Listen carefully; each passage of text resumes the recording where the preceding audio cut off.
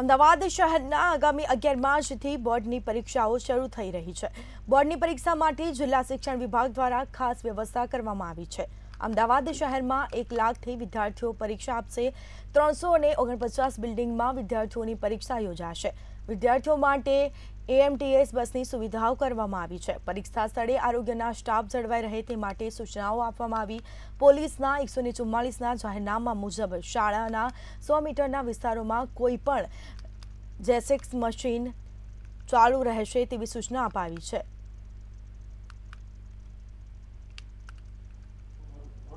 અમદાવાદ ગ્રામ્ય જિલ્લાના આગામી માર્ચ 24ની પરીક્ષામાં કુલ 77,830 વિદ્યાર્થીઓ ઉપસ્થિત થવા જઈ રહ્યા છે।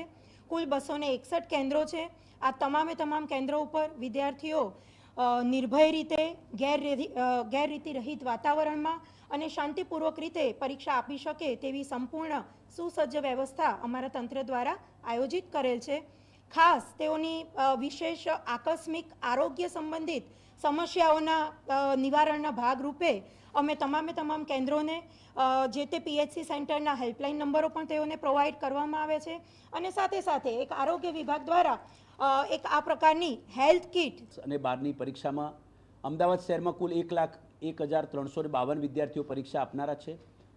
એમાં 349 બિલ્ડિંગમાં પરીક્ષા લેવાની છે। ધોરણ 10ના 58,000 જેટલા વિદ્યાર્થી છે।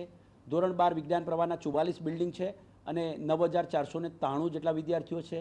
ધોરણ 12 સામાન્ય પ્રવાહના 103 બિલ્ડિંગ છે અને તેમાં 33,000 જેટલા વિદ્યાર્થીઓ પરીક્ષા આપનારા છે।